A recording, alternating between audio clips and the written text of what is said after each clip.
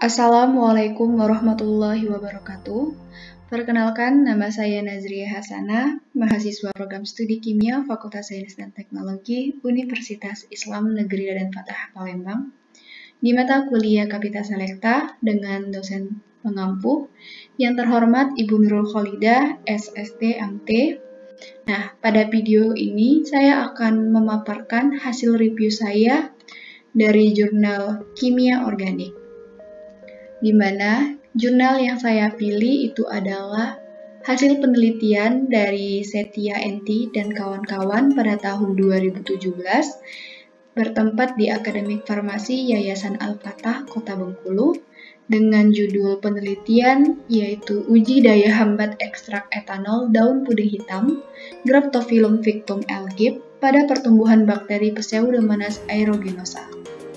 Yang menelatar belakangi penelitian tersebut karena penyakit infeksi itu kan merupakan salah satu alasan kematian penduduk di negara berkembang, contohnya di Indonesia. Nah, bakteri yang menyebabkan infeksi itu adalah bakteri Pseudomonas aeruginosa. Untuk mengatasi infeksi, pengobatan infeksi ini ditangani dengan melakukan terapi pemberian bakteri. Akan tetapi, bakteri Pseudomonas aeruginosa sangat resisten terhadap banyak antibakteri, sehingga sangat dibutuhkan ketepatan dalam pemilihan antibakteri. Hal itu yang menyebabkan banyak peneliti mencari inovasi antibakteri yang tepat untuk mengatasi infeksi, salah satunya meneliti daun puding hitam dengan kandungan yang diketahui sebagai antibakteri, yaitu alkaloid, saponin, tanin, flavonoid, dan glikosida. Lantas apa sih rumusan masalah dari pengujian tersebut? Yang pertama, apakah ekstrak daun puding hitam bisa dijadikan sebagai antibakteri penghambat pertumbuhan bakteri Pseudomonas aeruginosa? Yang kedua, bagaimana cara melakukan pengujian terhadap ekstrak daun puding hitam sebagai antibakteri Pseudomonas aeruginosa? Yang ketiga, apa saja kandungan senyawa aktif dari ekstrak daun puding hitam yang mampu dijadikan sebagai antibakteri Pseudomonas aeruginosa? Dan yang terakhir, bagaimana pengaruh konsentrasi larutan terhadap ekstrak daun puding hitam dalam menghambat bakteri Pseudomonas aeruginosa? Nah, tujuan dari penelitian itu sendiri yang pertama, untuk mengetahui potensi ekstrak daun puding hitam bisa dijadikan sebagai penghambat pertumbuhan dari bakteri Pseudomonas aeruginosa. Tujuan yang kedua, untuk mengetahui cara melakukan pengujian terhadap daun puding hitam sebagai antibakteri Pseudomonas aeruginosa. Yang ketiga, mengetahui kandungan senyawa aktif dari daun puding hitam yang mampu dijadikan sebagai antibakteri Pseudomonas aeruginosa. Dan tujuan yang terakhir itu mengetahui pengaruh konsentrasi larutan terhadap ekstrak daun puding hitam dalam menghambat bakteri Pseudomonas aeruginosa. Nah, manfaat dari penelitian atau pengujian ini akan memberikan informasi tentang khasiat ekstrak daun puding hitam atau Graptophyllum victum Gib sebagai antibakteri dari bakteri Pseudomonas aeruginosa penyebab penyakit infeksi. Nah, ini adalah tahap langkah-langkah kerja yang harus kita lakukan saat melakukan penelitian daun puding hitam. Langkah yang pertama itu adalah pengambilan sampel atau pengambilan bahan. Yang kedua adalah pembuatan ekstrak. Yang ketiga adalah screening fitokimia, di mana pada screening ini kita akan menguji apakah dari sampel kita ini mengandung senyawa saponin, tanin, dan lain-lain. Yang keempat adalah pembuatan medium. Yang kelima adalah pembuatan larutan standar kekeruhan Parlan. Yang kelima adalah peremajaan bakteri. Yang keenam adalah pembuatan suspensi. Dan yang terakhir adalah pengujian daya hambat dan analisis data. Nah, berikut adalah penjelasan dari step-step langkah kerja pada pengujian ini. Yang pertama adalah pengambilan bahan, di mana pada pengambilan bahan ini, daun puding hitam yang sudah kita dapat lalu dicuci dan dirajang kecil-kecil, kemudian dikeringkan selama 7 hari dengan cara diangin-anginkan. Yang kedua adalah pembuatan ekstrak. Nah, untuk pembuatan ekstrak sendiri, dari daun puding hitam yang sudah kita keringkan tadi, itu kita masukkan ke dalam botol gelap, botol kaca. Kemudian ditambahkan etanol 70%, lalu kita tutup rapat. Didiamkan beberapa hari dan diaduk 3 kali sehari. Setelah 7 hari, campuran disaring. Nah, campuran yang disaring itu adalah maserat, di mana maserat itu kita kentalkan menggunakan alat rotary evaporator dengan putaran 70 rpm dan suhu 70 derajat Celcius. Tahap yang kedua itu adalah screening fitokimia, di mana screening fitokimia sudah saya jelaskan tadi. Ini melakukan pengujian senyawa apa saja yang terdapat pada sampel kita. Nah, yang pertama itu adalah pengujian saponin, di mana dalam pengujian saponin ini kita ambil 1 ml ekstrak ditambah 20 ml air, kemudian kita kocok kuat selama 15 menit sampai terdapat busa. Apabila pada percobaan ini terdapat busa, maka mengidentifikasikan sampel kita itu memiliki kandungan saponin. Nah, yang kedua itu pengujian tanin, di mana kita mengambil 2 ml ekstrak sampel kita tadi, daun puding hitam, ditambah 2 ml aquades, lalu ditambahkan lagi FeCl 1%, lalu tunggu sampai terbentuk perubahan warna hitam gelap. Apabila terjadi perubahan warna, artinya sampel kita memiliki kandungan tanin. Yang ketiga itu adalah pengujian steroid, di mana pengujian steroid ini kita ambil 2 ml asam asetat anhidrat, ditambah dengan 2 ml H2SO4, lalu kita tambahkan 0,5 ml ekstrak. Setelah itu kita amati, terjadi perubahan sampai warna violet. Itu menunjukkan bahwa senyawa kita memiliki kandungan steroid. Yang keempat itu pengujian terpenoid, di mana kita melakukan pengambilan 5 ml ekstrak ditambah dengan 5 ml kloroform, lalu ditambah lagi 3 ml H2SO4 pekat setetes demi setetes, lalu kita amati terbentuk lapisan berwarna coklat pada batas. Artinya dia mengandung terpenoid. Dan uji selanjutnya itu uji alkaloid, di mana kita ambil ekstrak ditambah dengan HCl 1%, lalu disaring dan dibagi 3 bagian. Selanjutnya kita uji dengan pereaksi masing-masing Peyer, Wagner, dan Dragendorf, di mana kalau terjadi perubahan, maka dari senyawa kita itu mengandung alkaloid. Yang pengujian yang terakhir itu pengujian flavonoid, di mana kita mengambil 1 ml aseton dibasahkan dengan aseton P, ditambah serbuk asam karbonat P, terus ditambah lagi serbuk halus asam oksalat P, lalu kita panaskan, lalu setelah dipanaskan tuh dicampur sisa 10 ml ether P, kemudian kita amati.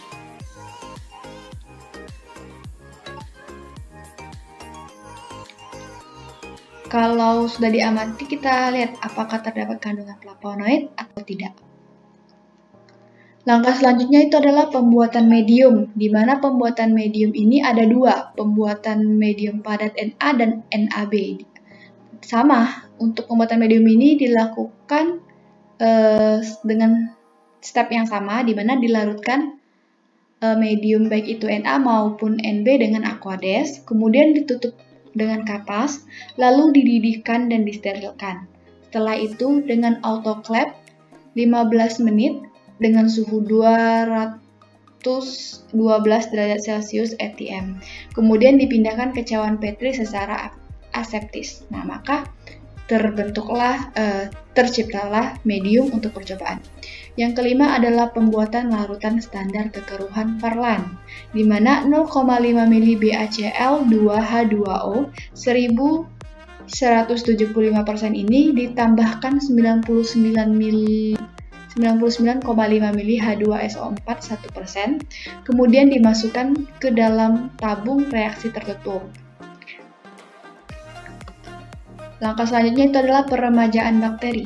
Nah, bakteri yang sudah ada itu diambil satu koloni OAC bakteri, lalu dimasukkan ke dalam ini dimasukkan ke dalam tabung, terus tabung medium yang kita buat tadi itu tabungnya dibakar, terus OAC yang berisi koloni itu digores pada permukaan medium. Nah, selanjutnya kita bakar lagi tuh mulut tabung dan langsung ditutup. Setelah itu tabung yang sudah berisi OAC bakteri tadi itu diinkubasi pada suhu 37 derajat Celcius sampai 18 sampai 24 jam. Langkah selanjutnya itu adalah suspensi bakteri, di mana 10 ml medium NB tadi ditambahkan 1 OAC bakteri, kemudian dihomogenkan sampai tingkat kekeruhan sama dengan larutan standar. Nah, langkah yang ke-8 itu adalah pengujian daya hambat, di mana bakteri tadi itu diuji dengan konsentrasi 0,12, 0,23, 0,47, 0,94 mikrogram per mililiter. Terus kita lakukan penanaman bakteri pada medium agar, lalu didiamkan 5-15 menit, kemudian tempelkan cakram pada medium agar yang sudah ditanami. Setelah itu cawan Petri dibagi jadi 6 dan dilabeli sesuai konsentrasi. Bakteri yang diinkubasi selama 24 jam pada suhu 37 derajat Celcius, lalu diukur zona bening dengan jangka sorong. Saatnya itu adalah analisis data. Nah, untuk menganalisis data ini, kita menggunakan metode one way ANOVA pada program SPSS dengan tingkat kepercayaan 95% atau A sama dengan 0,05. Nah, ini adalah hasil dari pengamatan di mana ada 2 tabel, yaitu tabel pengamatan screening fitokimia dan tabel hasil uji daya hambat. Nah, dari screening fitokimia kan itu untuk menentukan apakah ada senyawa. Nah, ternyata pada saat pengujian uji samponin itu mendapatkan hasil positif, artinya terdapat busa saat kita melakukan percobaan. Yang kedua itu adalah tanin. Nah, untuk tanin artinya pada saat percobaan tadi terjadi perubahan warna hijau gelap atau hijau biru yang menunjukkan bahwa sampel kita itu memiliki senyawa tanin.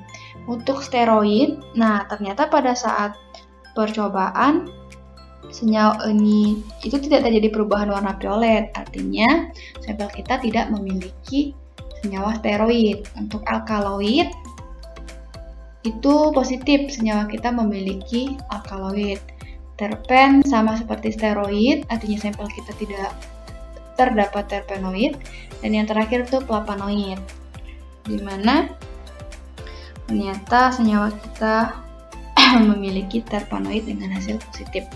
Nah, untuk hasil uji daya hambat itu kita menggunakan perlakuan klorofenikol 0,3% sebagai kontrol positif. Itu ternyata diameter hambatnya cukup besar, yaitu 3,7 plus minus 1,17 dengan kategori sangat kuat dengan DMS. Terus perlakuan dengan DMSO 10% sebagai kontrol negatif itu tidak terjadi penghambatan atau dikategorikan lemah. Nah, untuk perlakuan terhadap konsentrasi, ternyata dari konsentrasi pengujian dengan dosis 470 itu lebih baik dibanding dosis 940.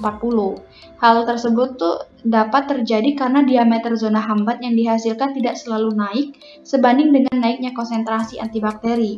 Ini terjadi karena perbedaan kecepatan difusi senyawa antibakteri pada medium agar, serta jenis dan konsentrasi senyawa antibakteri yang berbeda juga memberikan diameter zona hambat yang berbeda. Nah, dosis 940 lebih pekat dibandingkan dosis 470, sehingga kecepatan difusi lebih lambat dibandingkan dosis 470. Sedangkan dengan dosis 270 lebih baik dikarenakan konsentrasi zat ekstrak yang terkandung lebih tinggi. Namun dengan adanya difusi secara lambat dari dosis 940 itu juga memberikan efek daya hambat yang lebih baik. Hal ini tuh dikarenakan dosis 940 bersifat bakterisidik atau bakterisid dibandingkan dosis 470. Itu dibuktikan dengan jumlah bintik putih pada zona hambat dosis 940 lebih sedikit dibandingkan dosis 470. Nah, ini adalah pembahasannya, di mana pada uji fitokimia, konsentrasi larutan uji yang digunakan adalah 120, 230, 470, 940 mikrogram per mililiter, di mana larutan dengan konsentrasi tinggi akan terdesak keluar dan digantikan dengan konsentrasi rendah.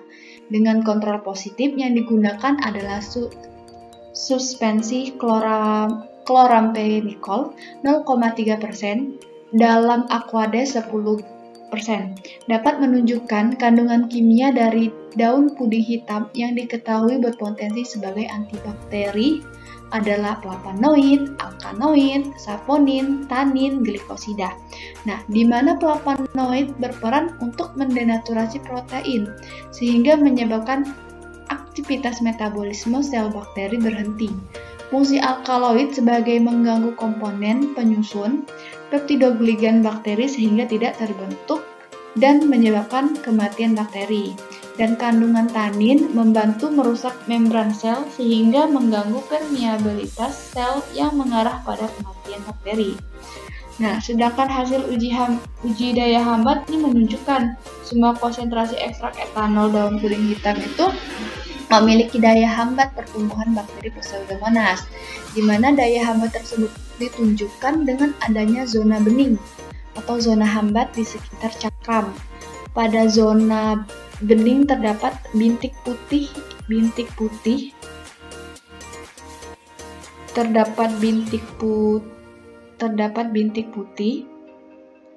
yang disebabkan karena bakteri berada di luar zona bening, tidak dihambat oleh ekstrak daun puding hitam, dan mengalami pertumbuhan dengan memperbanyak diri sehingga menembus daerah zona bening di luar. Nah, bisa dilihat ini ada bintik-bintik kan. Nah, untuk ekstrak daun puding hitam itu ada di tengah. Nah, zona bening ini adalah daya hambat dari sampel kita. Untuk di sekelilingnya ini adalah bakteri kita, adalah bakteri Pseudomonas aeruginosa. Nah,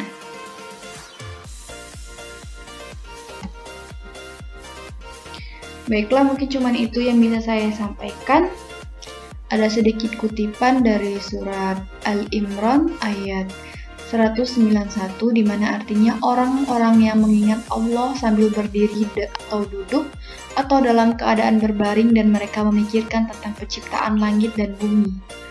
Ya Tuhan kami, tiada Engkau menciptakan ini dengan sia-sia, maha suci Engkau, maka peliharalah kami dari siksa neraka. Sungguh maha besar Allah terhadap kuasanya, penciptaannya di muka bumi dan di langit. Bahwa Allah tunjukkan apa yang ia ciptakan itu tidaklah sia-sia, pasti ada manfaatnya. Salah satunya daun puding hitam yang pada awalnya kita anggap sebagai tanaman hias, namun siapa sangka memiliki kandungan yang sangat luar biasa, bahkan mampu menjadi antibakteri. Mungkin cuman itu yang bisa saya sampaikan. Lebih dan kurang saya mohon maaf. Kepada Allah saya mohon ampun. Wabillahi taufiq wal hidayah. Wassalamualaikum warahmatullahi wabarakatuh.